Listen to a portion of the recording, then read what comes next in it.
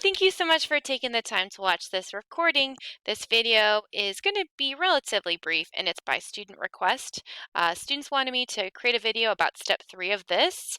This is in week 15, how to create a works cited page. Steps 1 and 2 are relatively easy. Step 1, you go to the bottom of your page, you insert a page break.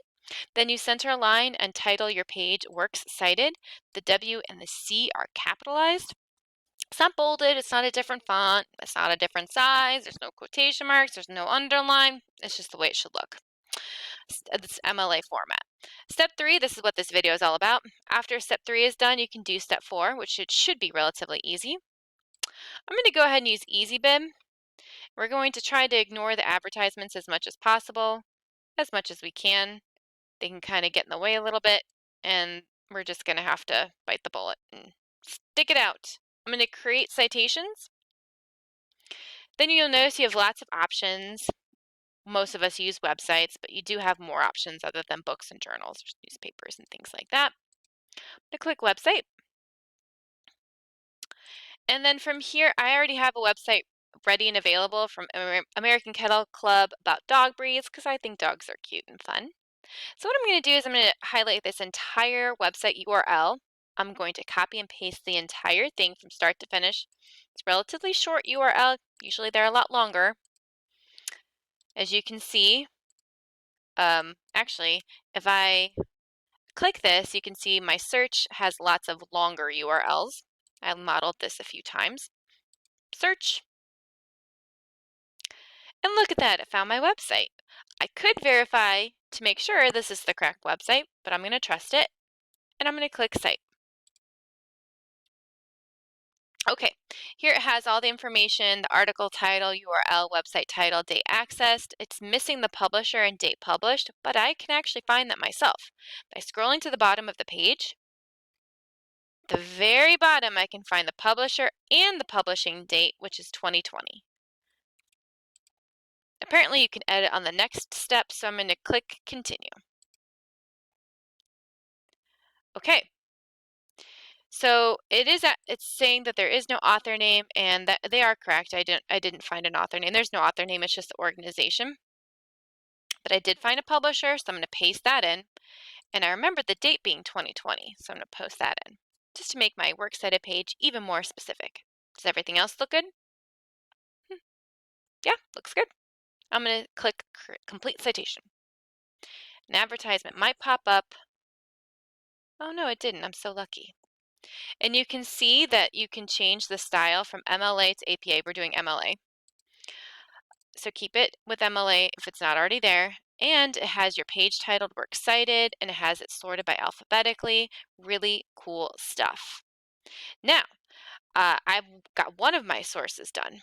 No thank you. Let's do another source. Let's see. I really like this Purina.com. How about sprucepets.com? Good Housekeeping. How about Good Housekeeping? That'll be my other source. This one has an author name. That's cool. So this will be my next source. I'm going to copy and paste this website URL.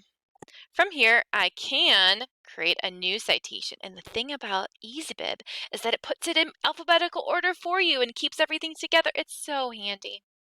You can create a new citation. This is also a website. And I'm going to paste it in. And I'm going to search. I can verify it if I wanted to, but I'm going to cite this. Look at this information. It couldn't find a publisher. It's okay. We can scroll to the bottom and see if we can find one.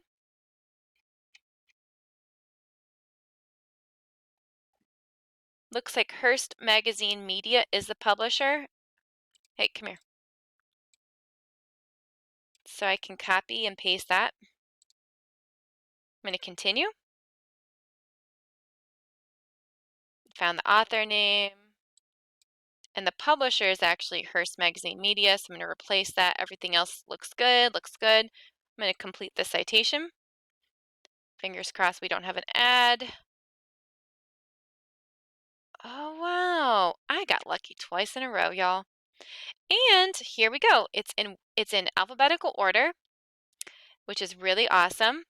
Here you have a couple of options. You can copy all, and you can copy and paste all of your citations into a works cited page of an essay. Let me pull up a random Google Doc. Any old random Google Doc. I'm sure the student doesn't mind. Thanks, Alana. She already has a works cited page, if I'm not mistaken. But let's see if we insert page break.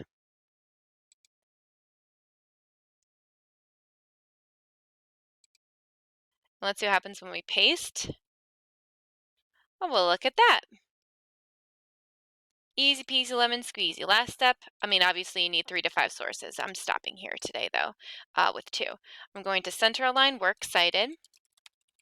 There it is. And one more fun thing that's not necessary, you won't get any points off if you don't do this, but in order to make it look even more professional, you can first line indent. There's a rectangle looking doodaddy and a triangle looking doodaddy. So make the rectangle looking doodaddy over here. Actually, I'm going to push it out over there and make the triangle go over here so that they're kind of more separated. So triangle is more to the left and the rectangle is more to the left and the triangle is a little bit more to the right. And then it has a lovely and amazing hanging indent. And there might be another way to do a hanging indent in Google Docs. I'm sure there is. That's just the easiest way that I know how to do it. It makes your writing look super duper professional. Also in alphabetical order, just by the first thing that pops up in EasyBib. So this starts with a D because it's the article title. This starts with a P, it's the author's last name. Whatever's first when EasyBib creates your citation is going to be in alphabetical order.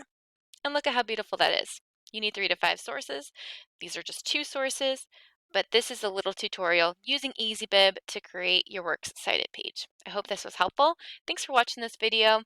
Have a terrific day.